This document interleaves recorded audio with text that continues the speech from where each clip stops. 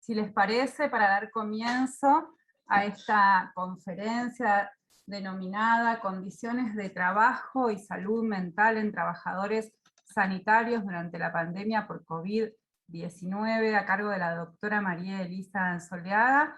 Antes me gustaría compartir dos cuestiones antes de presentarla y darle la palabra, que invitamos a los presentes a ir dejando en el chat sus observaciones y aportes que retomaremos al final de esta exposición. Y por otro lado, contarles e invitarles mañana viernes, luego del acto de cierre, a lo que hemos denominado un café virtual en la sala 1, donde nos quedaremos para un breve espacio de intercambio dentro de las posibilidades que las salas de webinar nos permiten. La idea es poder encontrarnos entre los colegas, participantes de un espacio, donde saludarnos afectivamente luego de estos días de congreso. Los que estén y quieran participar pueden quedarse, y los que quieran sumarse a esa hora deberían ingresar con el link de la sala 1. Dicho esto, vamos a presentar entonces a la doctora María Elisa Anzoleaga, psicóloga, magíster en Gestión y Políticas Públicas, doctora en Salud Pública de la Facultad de Medicina de la Escuela de Salud Pública, ambos en la Universidad de Chile. Se desempeña como investigadora del Programa de Estudios Psicosociales del Trabajo, asesora en Proyecto Internacional Investigación, Políticas y Prácticas Asociadas a la Salud Mental en el Trabajo en Chile, una perspectiva de género, financiada por el Global Health Research Institute de Canadá, realizado por el Centro de Estudios de la Mujer y la Universidad de Ottawa. Es autora de más de 25 publicaciones en los últimos 5 años, ha dirigido consultorías y estudios realizados para diversas reparticiones del Estado, es profesora asociada en el pregrado de Psicología, integrante del Magíster en Psicología Social y del claustro de doctorado en Psicología. Ha sido invitada a actividades académicas en Francia, Canadá, Brasil, Colombia, Argentina, Uruguay, entre otros países, en los cuales mantiene estrechos vínculos de cooperación académica con diversas universidades. Bueno, te damos la bienvenida y entonces te escuchamos para compartir estas experiencias. Bien, muchísimas gracias. Quiero en primer lugar agradecer la invitación a participar de este congreso. Una de las desventajas de que estos congresos sean online y no sean presenciales, que uno está en simultáneo todavía metido en otras cosas, por lo tanto no ha sido muy fácil poder participar, pero en las sesiones que he podido entrar, la verdad es que he aprendido mucho.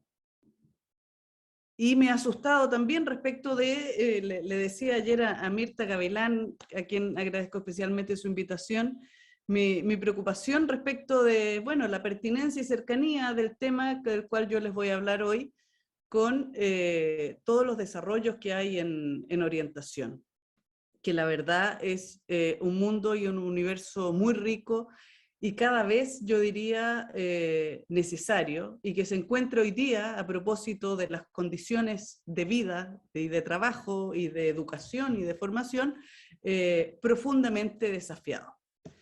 Entonces, yo quiero compartir con ustedes un análisis que hemos hecho a propósito de, denme un segundo para mover esto acá, un análisis que hemos hecho a propósito de un conjunto de intervenciones que realizamos el año pasado con trabajadores sanitarios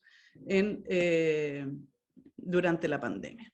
Pero primero déjenme poner esto, que no podemos partir sin decir esto, el trabajo, y lo voy a decir hasta el cansancio, y cada vez que hago una presentación parto por esto: el trabajo es una de las actividades más centrales en la vida de las personas, es mucho más que un intercambio económico, nos provee de sentido, de identidad, nos ayuda a estructurar la vida, nos permite los intercambios sociales, es decir, el trabajo cumple una función central en la construcción de la vida y de la identidad personal y colectiva, ¿ya?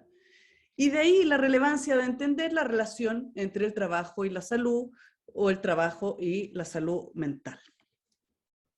¿Cuál era el contexto 2020, marzo? Esto pensando en contexto chileno, una la pandemia instalada, la reconversión casi total del sistema de salud en unidades de pacientes críticos, el despliegue que yo diría que era impensable de esfuerzos materiales, organizativos y humanos para hacer esa reconversión.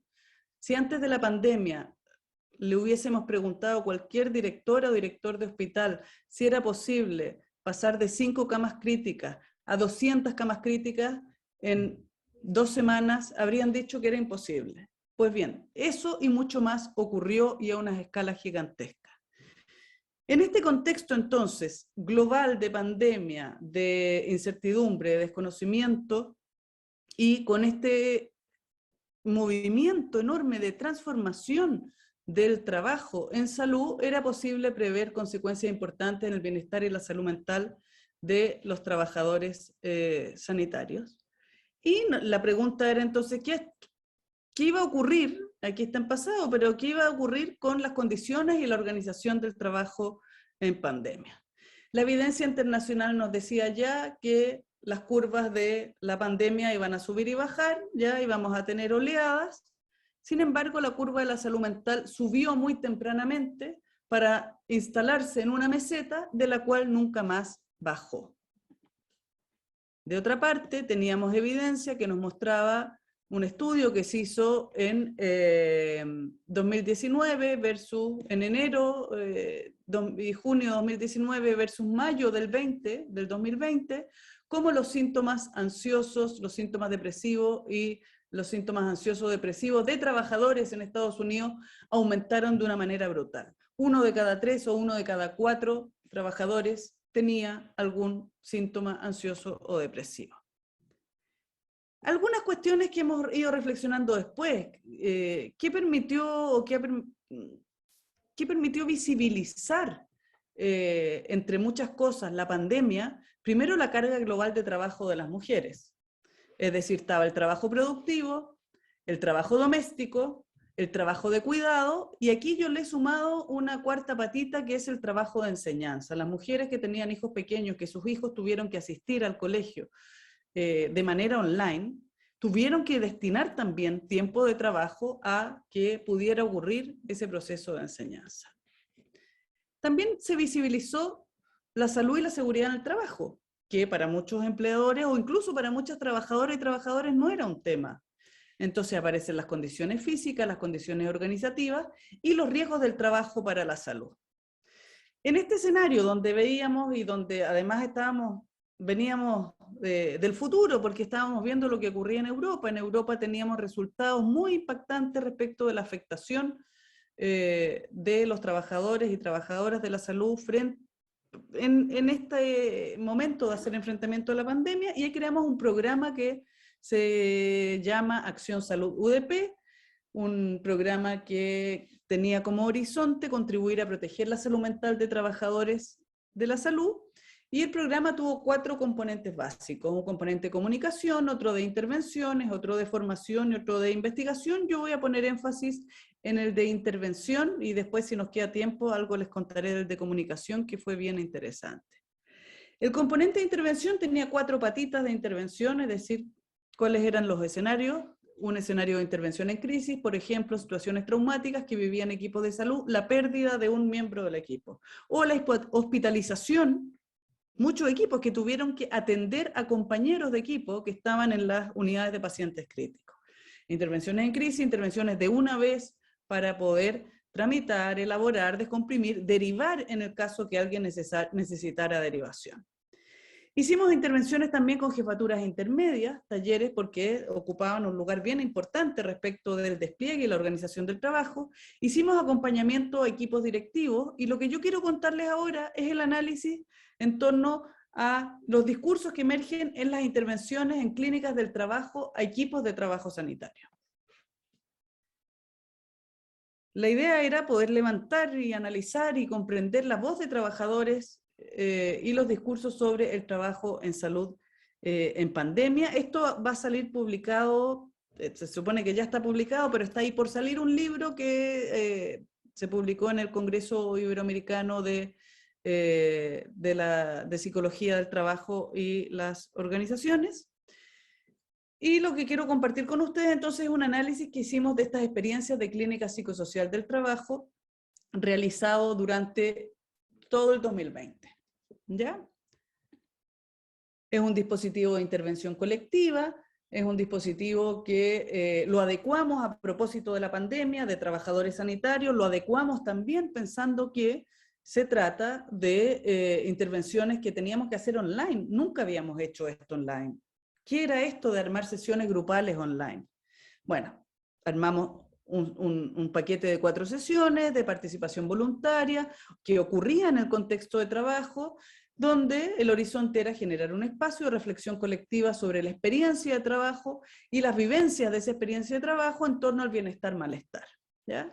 Lo que yo les voy a contar acá es la síntesis y el análisis de 44 intervenciones, equipos de la Red de Salud Pública a lo largo de todo Chile. La ventaja de hacerlo online es que nos permitió llegar incluso a trabajadores sanitarios que están en Isla de Pascua, ¿ya? Muy lejos, o que están en Magallanes, en el extremo sur de Chile, el extremo norte, etc.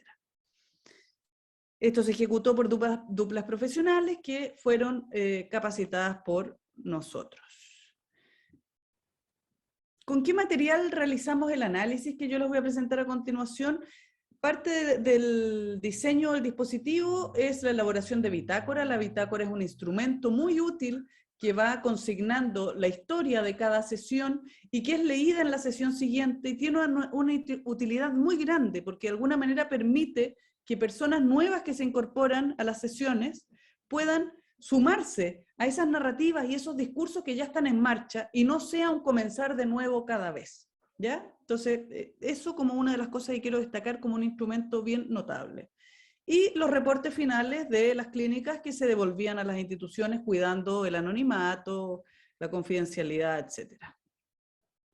¿Qué categorías emergen? Emergen efectos en la salud mental, emergen con sufrimiento relacionado con las condiciones de trabajo, emerge la pregunta por el rol. Y ahí yo decía, bueno, esto tiene mucho que ver con los temas que ustedes trabajan en orientación. La pregunta de, ¿es esto lo mío? ¿Sirvo yo para esto? ¿Debo hacer otra cosa? ¿Tiene sentido para mí en mi vida de trabajo? ¿Responde a mi interés vocacional? Hubo una crisis muy grande respecto de ello en estos trabajadores. Y aparecen también discursos sobre necesidades. Entonces, voy a pasar rápidamente sobre algunos de estos elementos para que tengamos espacio de abrir una conversación.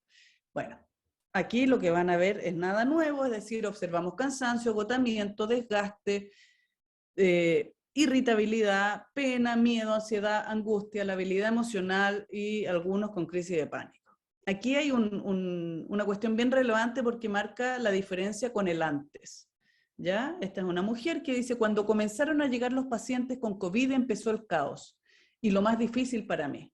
Llevo 36 años de servicio, a propósito del rol, de la vocación y eso, personas con larga trayectoria, no eran recién aparecidos, 36 años de servicio. He visto morir a mucha gente y sin embargo empecé a sentirme muy mal, con angustia y bloqueos. En un momento que murieron 2 pacientes, me bloqueé completamente. Me quedé parada ahí como una tonta mientras el resto del equipo hacía todas las maniobras hasta que finalmente el paciente falleció. Me fui a una sala a llorar y no pude seguir. Me sentí muy culpable de no haber podido reaccionar y después empecé a tener crisis de pánico.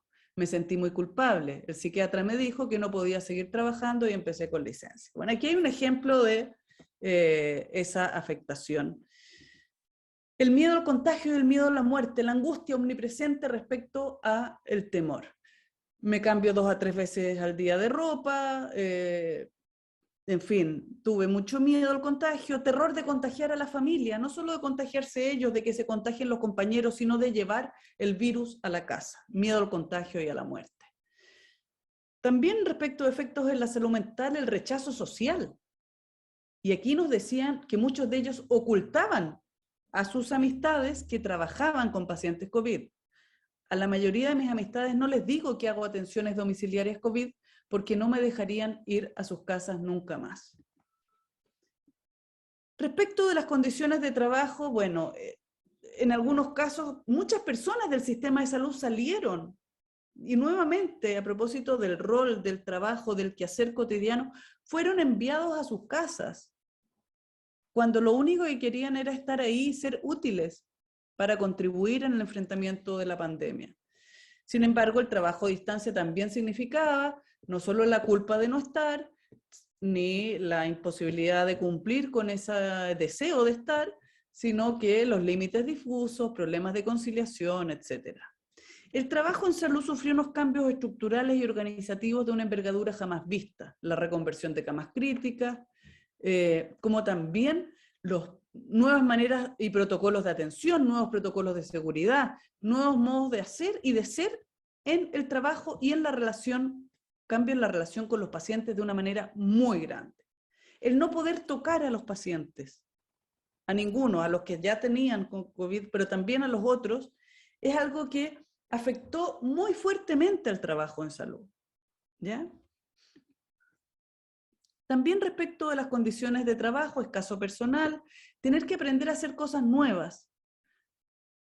Nos contaba un kinesiólogo que había salido él de profesional, se había dedicado a la gestión, era un gran gestor de salud, y de repente le pasan un estetoscopio y le dicen ahora anda a hacer atenciones clínicas porque necesitamos refuerzo en personal clínico de kinesiología.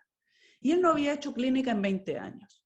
Y sintió terror, pero al mismo tiempo reconocía que había sido una oportunidad de reconectarse con ese origen vocacional que lo llevó a estudiar kinesiología, a tomar la decisión por esa carrera y de hacer luego el desarrollo.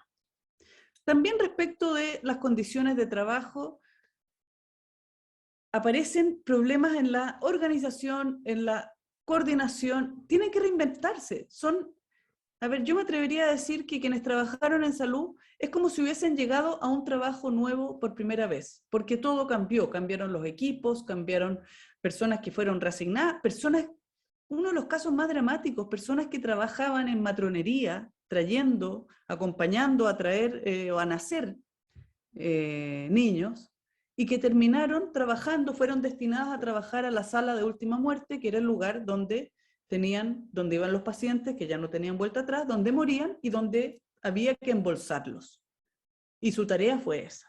Imagínense la brutalidad del cambio y cómo eso pone en jaque la vocación, el sentido del trabajo, lo que ha sido tu trayectoria de trabajo, de ayudar a traer niños al mundo, a ayudar, o ni siquiera ayudar, a acompañar a morir a personas que no puedes tocar y tener que hacer el trabajo de embolsar.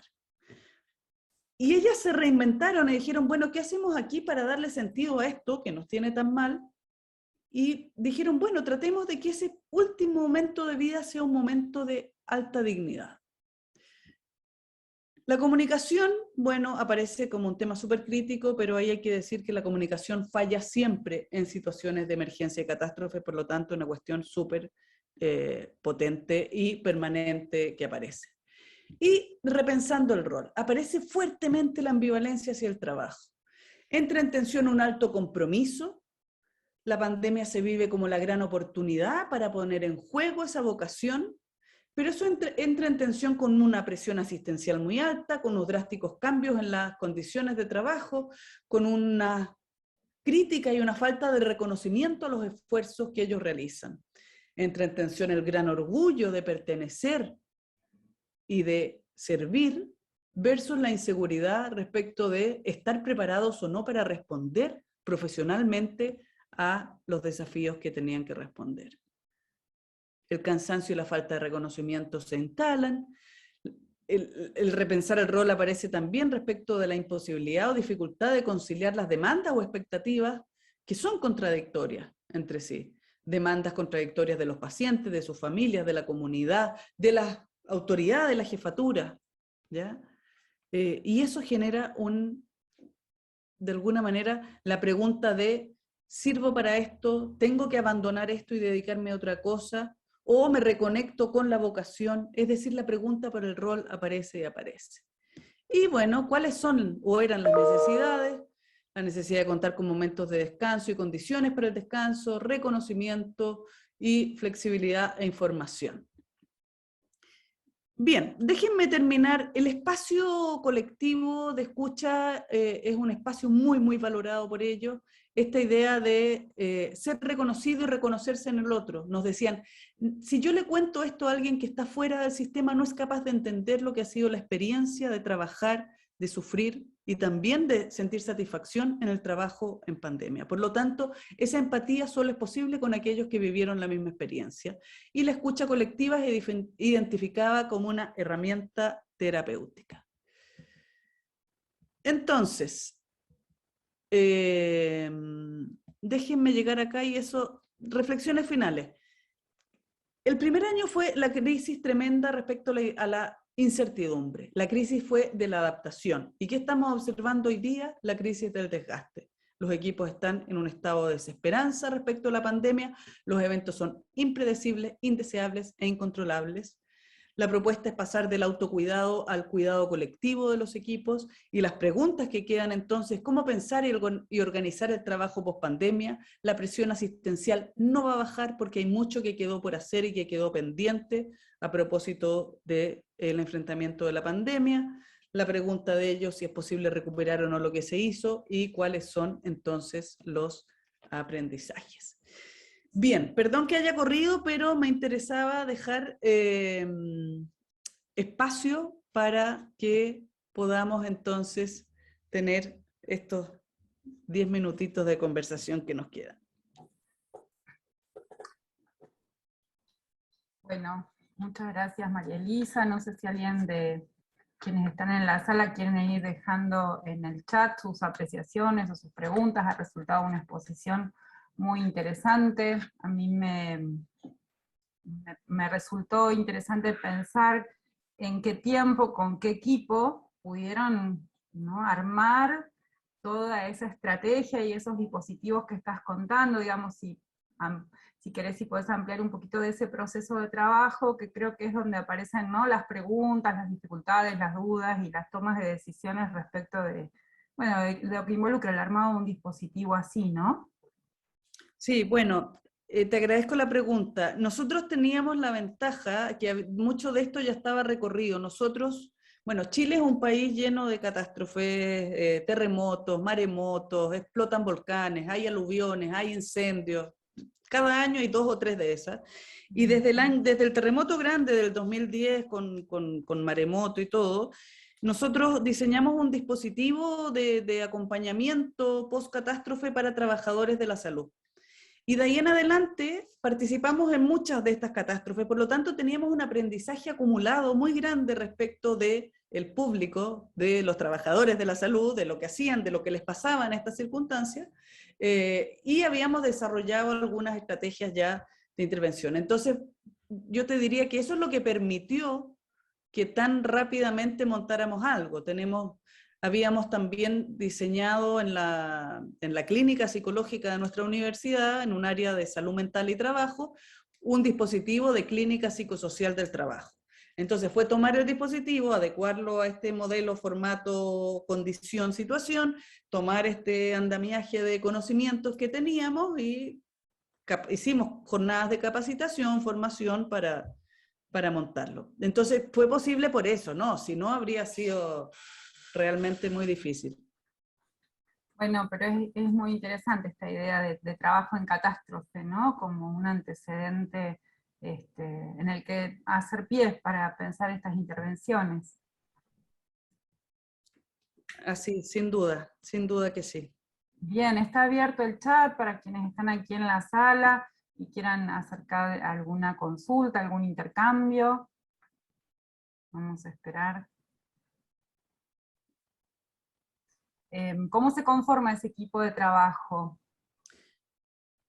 ¿El equipo de intervención o el equipo de este programa que armamos, este programa Acción Salud? Pensaba sobre este programa, digamos, es un equipo interdisciplinario, si está formado por psicólogos. Sí, la mayoría psicólogas, digo psicólogas porque habían poquitos hombres, la mayoría éramos mujeres, y claro, eran equipos. Cuando pasa esto empezamos a conversar entre los que habíamos estado antes acompañando en las otras catástrofes, como, ¿qué hacemos y cómo? Y veíamos venir lo que lo que pasó y lo que está pasando, y teníamos además que en Europa se estaba produciendo evidencia muy rápido en tiempo real, y sabíamos que al menos un 30% de quienes trabajaran en salud en pandemia iban a tener efectos en su salud mental. Bien, bueno, es interesante. Entonces partió como un voluntariado, fue como a ver qué hacemos, juntémonos, empezamos a hablar por correo, y luego ya cuando vimos que esto era grande, fuimos, pedimos, nuestra universidad nos apoyó, y luego queríamos hacer un Robin Hood en el fondo de, bueno, pedirle a los que tenían que nos pagaran y ir a darle a aquellos que no podían pagar.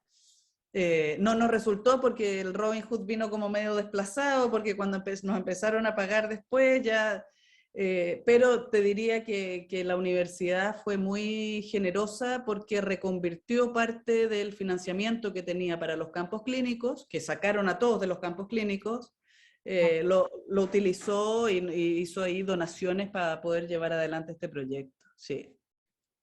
Pensaba en clave de orientación y me resultó muy, muy lindo escucharte empezar a hablar sobre lo que el trabajo significa en la vida de las personas, ¿no? Pensando esto en clave de orientación, que precisaras eso con esa contundencia me parece que es muy rico para los que trabajamos en orientación. Sí, bueno, y yo creo que es fundamental porque además hay procesos de socialización para el trabajo y procesos de socialización en el trabajo, pero lo que es innegable es que cualquier ser humano y en cualquier familia y cualquier rincón del mundo, el trabajo es y va a ser siempre, aunque algunos hablen del fin del trabajo, etcétera, una actividad muy potente respecto de la construcción de la identidad personal. Entonces la orientación ahí es fundamental, o sea, yo creo que hay y se vincula mucho con la salud mental, o sea, yo creo que unos buenos procesos de orientación, o si ojalá existiera mayor acceso a procesos de orientación, porque estoy segura, yo que estudio salud mental y trabajo, que tendríamos menos problemas de salud mental relacionados con el trabajo si se hicieran esos procesos. Totalmente.